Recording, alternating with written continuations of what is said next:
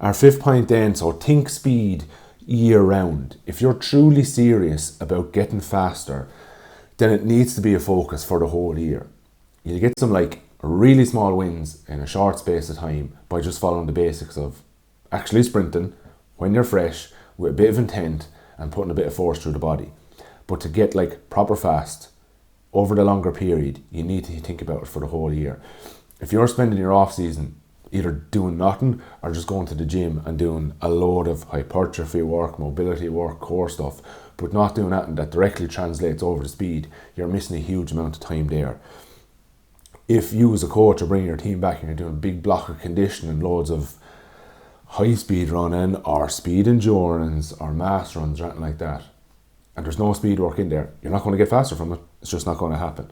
So you need to have, and it doesn't need to take over the whole session. It often generally doesn't need a full dedicated session on its own, but you need to put something in around speed, ideally twice a week. And that could be, if you're going doing a conditioning thing, you can do a speed-based warm-up, do a few drills around getting the shapes and elasticity, and doing 2 to 3 to 4, and I wouldn't be going past 6 sprints of flying 10s, 30 to 40 meter runs, take your long recovery, and then go do your conditioning after. You're still getting a block of work in there.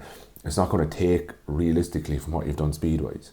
If you're in the gym, and we'll talk about force later on, you do need to be driving max strength, but you also need to be doing some little bits of reactivity. Do your warm-up and do some pogos, some hops, some bounds. Within reason in the gym. You don't want to be in a big commercial gym and you're bouncing around a load of people who are trying to do like other exercises there. But you can build in more explosive, dynamic movements there and create a couple of little shapes and stuff that may be useful to you there.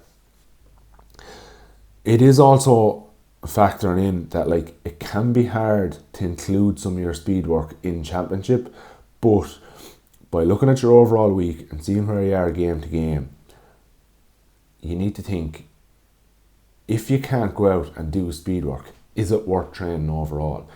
So even if you're going like you've a championship match on a Sunday and you're out again the following Saturday and you're like, oh, Tuesday we're still a bit too tired from the previous Sunday, we don't really want to go too hard, and Thursday is getting a little bit close to the upcoming Saturday, we don't want to be going too hard there either.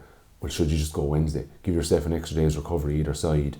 See, can you push, not all out sprints, but definitely some wickets, some 90% efforts to make sure there's a little bit of turnover and everything in the legs.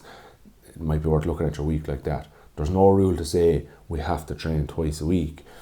And I would use, are we in a position to do speed work here? If not, is it worth training? And if it is, what are we working on then? Because it doesn't have to be speed in every session, but ask yourself those questions and wondering if the players or you are in a position or physically ready enough to do speed. If not, then have a think if you should train then or look at doing it at an alternative stage in the week.